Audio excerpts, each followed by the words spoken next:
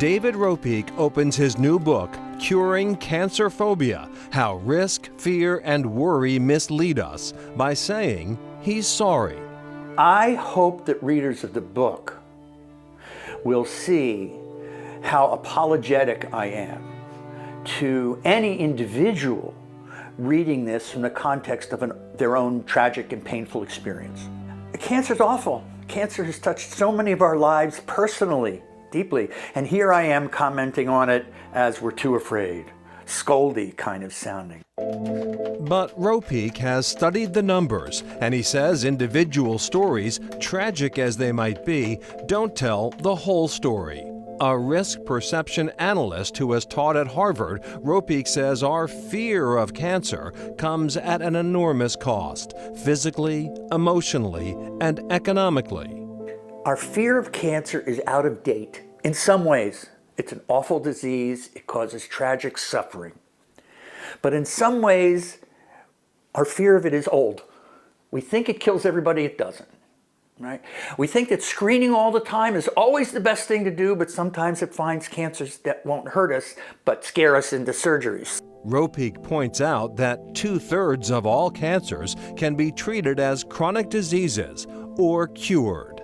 We know that there are cancers, prostate, breast, thyroid, that you could find with screening that will never kill, never cause any symptoms. People don't know these things. So when you think it's a death sentence, you do stuff that's more dramatic than you have to and hurt yourself. Many men, for example, opt for surgery when slow-growing tumors are found in their prostate. They just want the cancer out. All the men who do that, 1/3 of whom end up with erectile dysfunction for life, 1/3 of whom end up with urinary incontinence, having to wear diapers for the rest of their life, to remove a disease that would never have hurt them. That's another way to look at what the fear is doing to us. Ropeik calls these unnecessary surgeries fearectomies. Fear is why they're having them, not the cancer. But you hear that C word and it scares you. That's why it's a phobia, a fear that exceeds the evidence. Overtreatment of cancer begins, says Ropeik, with overscreening. We believe in screening and find it as early as possible. That too is out of date.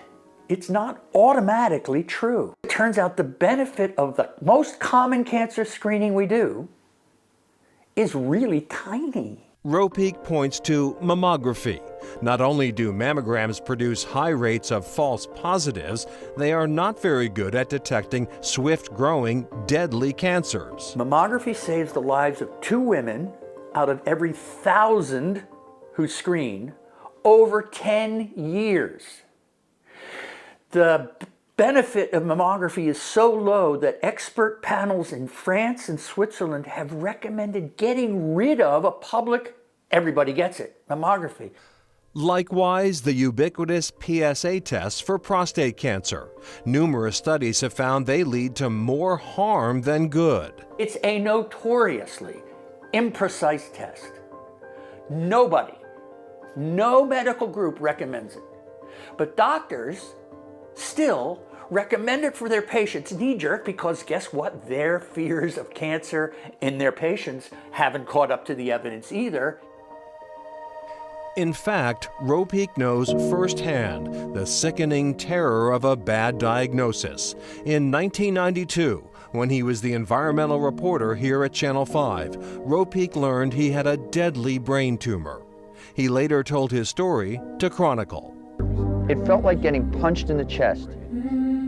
They were going to have to cut my brain open to get it out.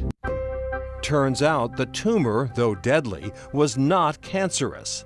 Still, Ropeik's experience colors his analysis of the numbers and gives him personal insight into what it's like to hear a doctor tell you bad news. When you're in that place, this is the fear that I describe in the book. That fear is real and valid in the context of that one person's life.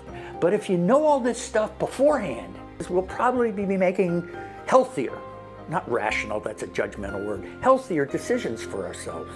And that will reduce fearectomies.